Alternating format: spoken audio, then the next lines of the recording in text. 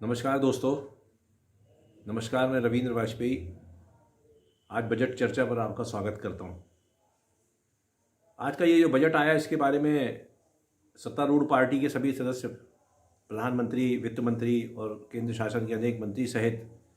Bharatiya Janata party के जितने भी प्रादेशिक मुख्यमंत्री हैं उन सबका एक स्वर से कहना है कि बजट जो है ये भविष्य के लिए बनाया गया है और ये देश के दूरगामी विकास के लिए एक बहुत बड़ा दस्तावेज है। बजट में इंफ्रास्ट्रक्चर के ऊपर, ग्रामीण और कृषि विकास के ऊपर काफ़ी जोर दिया गया है और इस आधार पर सरकार का ये दावा काफ़ी हद तक सही लगता है कि वो विकास के लिए जितना पैसा खर्च कर रही है उसका लाभ अंततोगत्वा कहीं ना कहीं देश की अर्थव्यवस्था को मजबूती प्रदान करने के साथ साथ विकास को एक ठोस आधार प्रदान करेगा।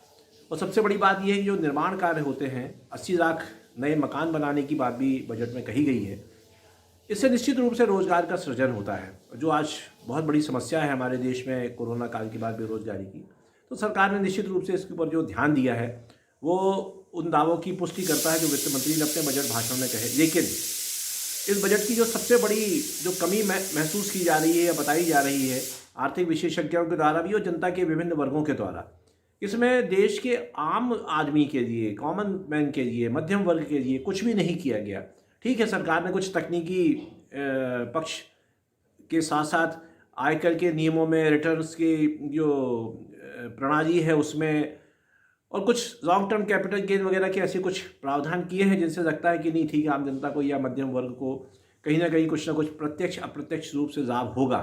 किंतु मोटे मोटे तौर पर देखें तो आयकर और व्यक्तिगत करों की दरों में ना कोई परिवर्तन किया गया, ना कोई छूट की सीमा बढ़ाई गई, जबकि ये सरकार स्वयं स्वीकार करती है कि पिछले 2 वर्ष में महंगाई जो है रिकॉर्ड तोड़ हो गई है, लोगों की आय घटी है, लोगों की नौकरियां गई हैं, लोगों की तनख्वाहें कम हुई हैं। तो उस दृष्टि से ये देखते हुए लोग समझ रहे थे कि यदि बाजार में पैसा लाना है, उपभोक्ता बाजार को हमें और ऊंचाई देना है, बाजार में मांग बढ़ानी है, किसी न किसी तरह से आम जनता की जेब में कुछ ना कुछ बचत हमें देनी चाहिए थी।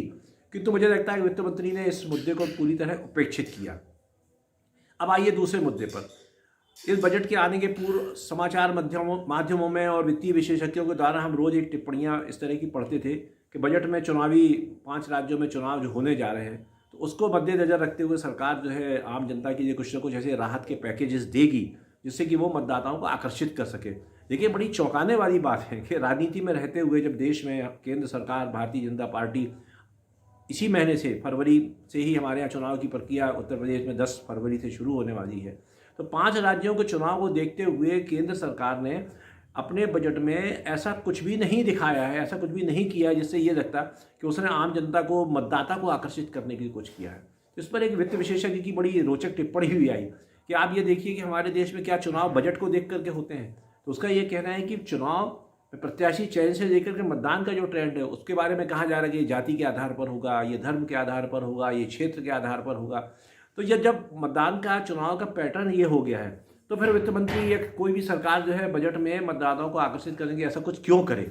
ये बड़ा विचारणीय प्रश्न है। दूसरी बात उन्होंने ये कही कि केंद्र सरकार ने एक संकेत दिया है कि अब हमें बजट को, अपने आर्थिक नियोजन को राजनीति और इस वोट बैंक की राजनीति से मुक्त करना चाहिए। ये एक बहुत महत्वपूर्ण मुद्दा है। यदि हमारे देश में जिस तरह की राजनीति चल रही है और जिस तरह से हम उसको अर्थव्यवस्था के साथ जोड़ते हैं, इसमें सर्वोच्च न्यायालय ने भी कहा है और देश का एक समझदार तबका इस बात को लेकर के मुखर है कि क्या हमको चुनाव जीतने मात्र के लिए ये मुफ्तखोरी है, मुफ्त उपहार हैं, ये सरकारी खजाने में कहीं ना कहीं अंततोगत्वा जाके बोझ बनते हैं। तो यदि हम विकास की ओर देश को ले जाना चाहते हैं,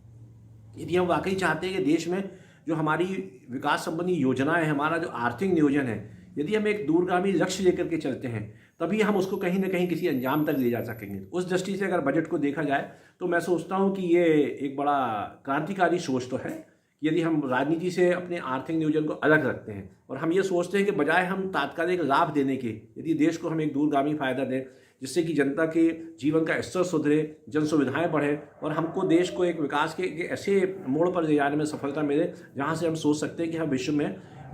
विश्व की प्रतिस्पर्धा में बराबरी पर आ रहे हैं। उस दृष्टि से बजट निश्चित रूप से एक बड़ी चुनौतीपूर्ण कार्य वित्त मंत्री ने किया है। लेकिन बावजूद इसके लोकतंत्र जो है वो जनता के हित को सर्वोपरि मानता है। एक लोक कल्याणकारी राज्य में सब कुछ होने के बावजूद भी जनता का हित सर्वोपरि। अन्यथा सरकार ने कोरोना काल में 80 करोड़ लोगों को जो मुफ्त अनाज दिया, केंद्र सरकार ने लोगों को उज्ज्वला योजना में राहत दी, उनको गैस के सिलेंडर दिए, घर घर नल का पानी पहुंचाने की व्यवस्था हो रही है। ये क्यों हो रही है? क्योंकि लोकतंत्र जनता के कल्याण के लिए ही बना है। और देश का जो मध्यम वर्ग है, जिसको कहते हैं the great middle class of India, यदि हम उसके हित संवर्धन के बारे में नहीं सोचेंगे, जो कि ईमानदार टैक्स दाता है, तो फिर सवाल होता है कि फिर एक लोक कल्याणकारी राज्य की कल्पना में कहीं ना कहीं जाकर के हमको ऐसा लगता है कि हम जो है उसके साथ कोताही कर रहे हैं। तो दृष्टि से मुझे सोचना है, मैं मतलब कहना चाहूँगा ये बात, और जनता सोच भी रही है और गलत नहीं सोच रही है। वित्तीय विशेषज्ञों का भी इस बात पर जोर है कि सरकार ने भले ही चुनावी बजट ना दिया हो, किंतु कहीं ना कहीं उसे जनता की जो मौजूदा तकलीफें हैं, जो पिछले 2 साल में उत्पन्न हुई हैं, उनके समाधान के बारे में कुछ थोड़ा थोड़ा करना चाहिए। मैं मानता हूँ कि सरकार के पास संसाधनों की कमी है, लेकिन अभी इसी महीने का जो जीएसटी कलेक्शन का वो आया है 1,39,000 करोड़, वो बड़े उत्साहवर्धक है। पिछले 7 महीने से जीएसटी का जो संग्रह है वो 1 लाख करोड़ से ऊपर जा रहा है। इससे साबित होता है कि इकोनॉमी जो है कहीं ना कहीं एक सुदृढ़ आकार ले रही है। लेकिन इसके साथ ही किसी विशेषज्ञ का ये कहना भी बड़ा मार्के का है, मायने रखता है, कि चूंकि आपने इतनी महंगाई बढ़ा दी है, इससे निश्चित रूप से आपका टैक्स बढ़ रहा है। यदि आप महंगाई नहीं बढ़ाएंगे तो फिर टैक्स कलेक्शन भी कम हो जाएगा। और ये कहीं ना कहीं प्रत्यक्ष प्रतिरूप देश का जो उपभोक्ता वर्ग है, देश का जो मध्यम वर्ग है, देश का जो खरीदार है, वही तो आपको तरह तरह से टैक्स दे रहा है। तो आप उसके ऊपर और बोझ मत बढ़ाइए। यदि सरकार कुछ ना करती, सिर्फ पेट्रोल डीजल के ऊपर 5% एक्साइज घटा देती या उसके 10 रुपये कीमत कम हो जाती, तो भी हमारे पास कहने के लिए